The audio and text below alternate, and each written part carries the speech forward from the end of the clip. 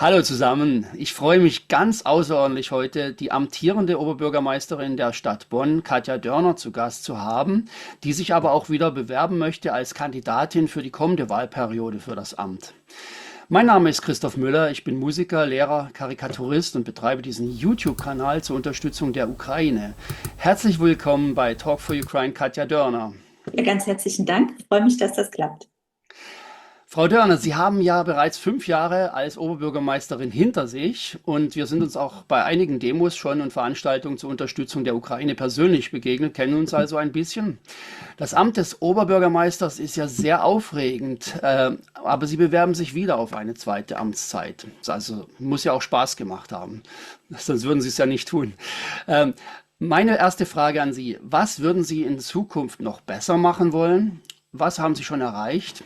Und was würden Sie auch so lassen, wie es ist, weil es nämlich gut ist? Also eigentlich 3 Fragen.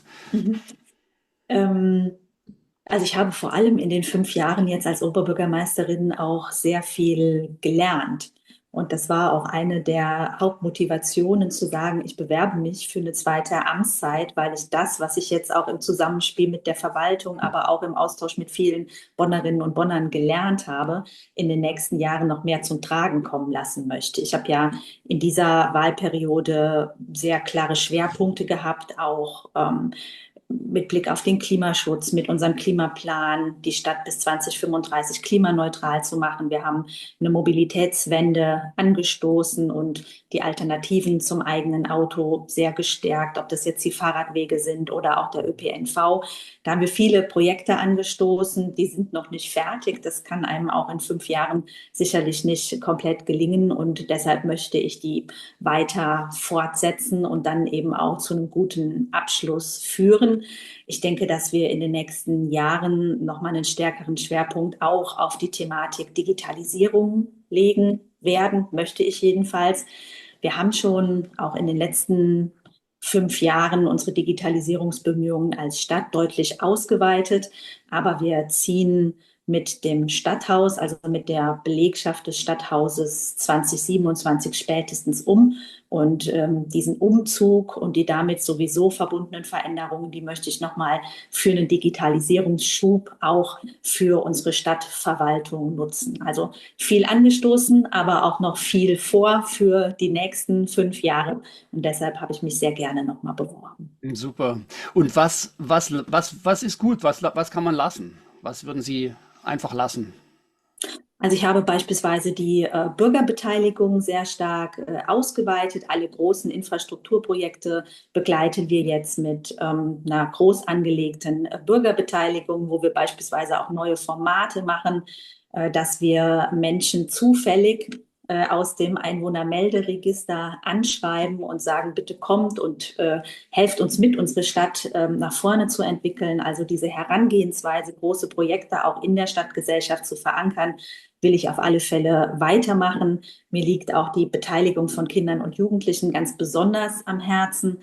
Wir haben zum ersten Mal mit dem Kinder- und Jugendbeirat eine Struktur geschaffen, die den Kindern und Jugendlichen auch formell eine Stimme in unserer Stadtpolitik gibt und natürlich viele Vorhaben jetzt, der Bau der Seilbahn, Klimaneutralität bis 2035, aber auch die Frage, dass wir unseren städtischen Haushalt so aufstellen, dass wir den sozialen Zusammenhalt in unserer Stadt bewahren können angesichts der vielen Fliehkräfte, die auf die Stadtgesellschaft einwirken. Mhm. Das soll so weitergehen. Ich glaube, da haben wir schon die richtigen Weichen gestellt. Mhm, super. Also es gibt ja viele Fliehkräfte.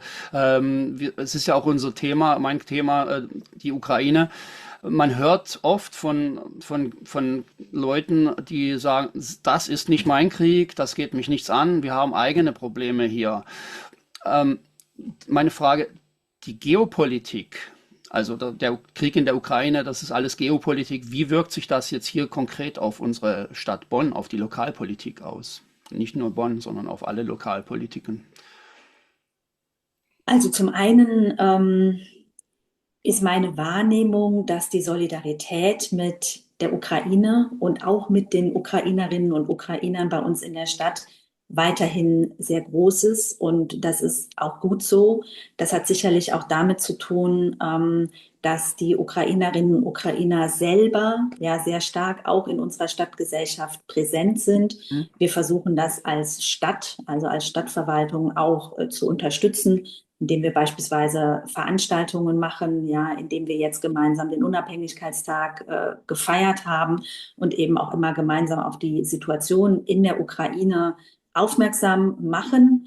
In Bonn haben wir mehr als 4.000 Ukrainerinnen und Ukrainer seit dem Angriffskrieg aufgenommen und bestmöglich in unsere Stadtgesellschaft integriert. Wir haben uns auch darum bemüht, möglichst vielen Ukrainerinnen und Ukrainern, sind ja vor allem Ukrainerinnen und ihren Kindern, Möglichkeiten gegeben, sich auch in Bonn beruflich zu betätigen, die Kinder in die Schulen, die Kitas zu integrieren.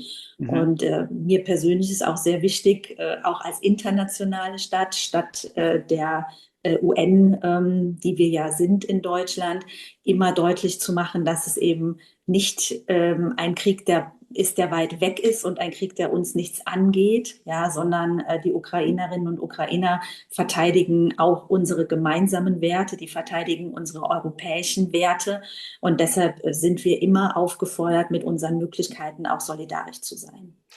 Ja, ist toll, dass Sie das sagen, denn ich habe persönlich als Lehrer auch manchmal Erfahrungen gemacht, die eigentlich wirklich noch ganz großes Verbesserungspotenzial haben oder wo ich zum Teil sogar entsetzt war. Lassen Sie mich dann eine kurze Begebenheit schildern, und zwar genau an dem Tag des Angriffskrieges, also der 24. Februar 2022. Zu dieser Zeit habe ich als Lehrer an einer Gesamtschule gearbeitet, als Musiklehrer, Seiteneinsteiger. Und an dieser Gesamtschule gab es viele Kinder und Jugendliche mit russischem und russlanddeutschem Hintergrund. Und ich habe an diesem Tag des Angriffs damals, was jetzt schon 3,5 Jahre her ist, den Kindern gesagt, ich kann heute keinen normalen Unterricht machen. Ich werde euch jetzt erzählen, was da passiert ist in der Ukraine. Und dann habe ich die ukrainische Fahne aufgehängt und habe die ukrainische Hymne gespielt und habe denen erzählt, dass jetzt Russland die Ukraine überfallen hat. Und dann gab es in den oberen Klassen insbesondere auch zum Teil Proteste von den Schülern dagegen, und die haben gesagt, warum nur die Ukraine, warum hängen sie keine russische Fahne auf und warum spielen sie nicht die russische Hymne? Also da war so ein Clash, konnte ich direkt spüren. Mhm. Und also wie kann man damit umgehen? Ich war wirklich über die Teilnahmslosigkeit auch, oder sagen wir mal nicht Teilnahme, die Passivität des Lehrerkollegiums ein bisschen erstaunt, die da wirklich wenig Stellung bezogen haben. Ja, wie geht man damit um mit so einer Situation? Oder nicht man, sondern wie gehen Sie als Bürgermeisterin damit um, wenn Kulturen Mhm. aufeinander knallen hier in vielerlei Hinsicht? Also ich kann da auch immer nur auf Aufklärung und Information setzen. Dieses Feedback haben wir zum Teil als Stadt aus der russischstämmigen Community auch bekommen.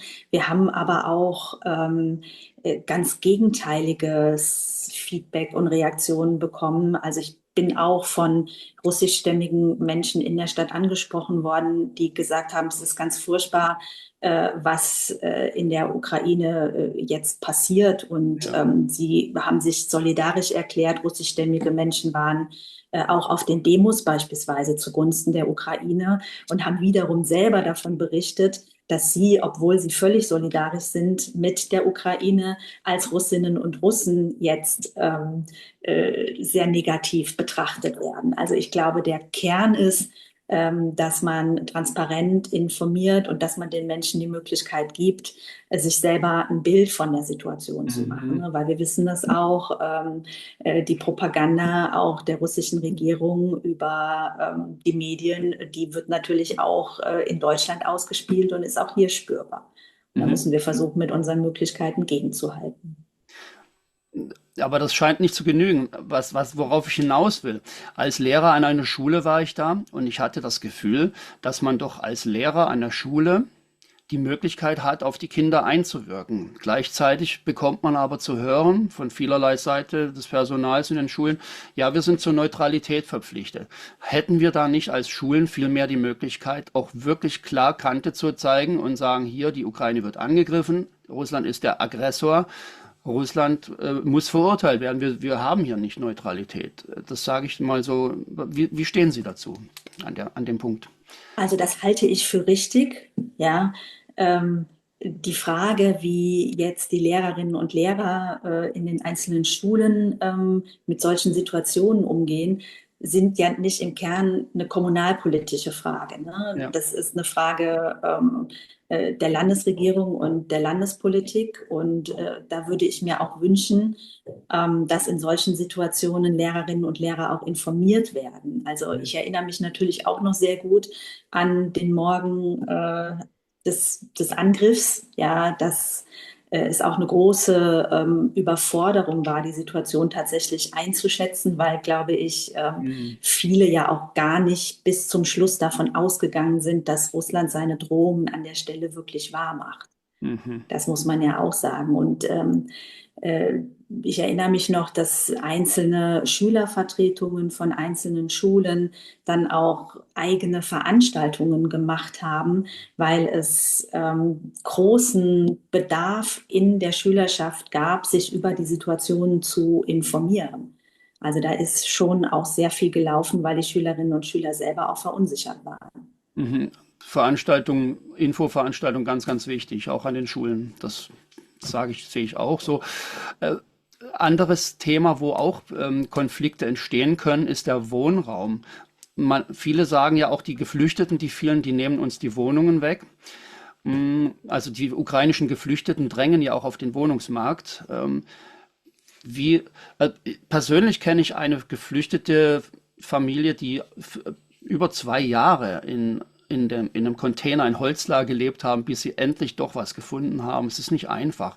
Wie können Sie als Stadt Bonn, als Bürgermeisterin versuchen, diese Situation zu entschärfen?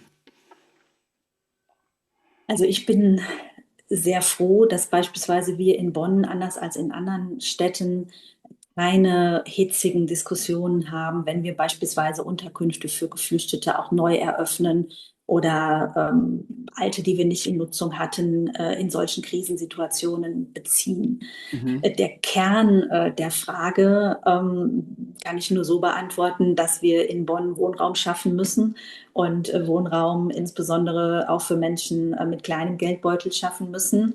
Da haben wir auch angesichts der Corona-Krise, die ja auch sozusagen noch immer ihre Nachwirkungen hat, eine ziemliche Delle gehabt, was die Schaffung von zusätzlichem Wohnraum angeht, sind jetzt aber wieder auf einem guten Weg, schaffen in der Stadt Bonn ungefähr wieder so viele neue Wohnungen wie vor der Corona-Krise.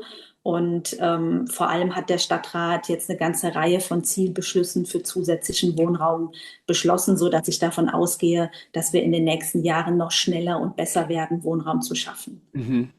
Mehr Wohnraum, wichtig. Frau Dörner, ich habe Sie immer wieder auf Veranstaltungen getroffen für die Ukraine und das finde ich ganz, ganz toll, dass Sie sich da auch engagieren und dass Sie komplett auf der Seite der Ukraine stehen und auch die Partnerstadt von uns, nämlich Cherson, ist besonders im Fokus an der Front in der Südukraine. Welche Maßnahmen haben Sie im Sinn oder was kann die Stadt Bonn tun, um Cherson insbesondere zu helfen und den Menschen dort? Also ich bin auch sehr dankbar für unsere Solidaritätspartnerschaft mit Cherson. Wir sind mittlerweile als Stadt wirklich sehr eng miteinander verknüpft. Noch vor 2 Wochen war der Vize-Bürgermeister Vitali Bilobov und Tetjana Banschikova, die ich mittlerweile auch schon gut kenne, wieder hier in der Stadt. Und äh, auf der einen Seite geht es natürlich darum, weiter Spenden zu sammeln. Ja, da möchte ich gerne nochmal auf unsere Kooperation hinweisen, die wir mit HELP haben, die für uns eine Spendenkampagne machen. Bonn hilft Cherson.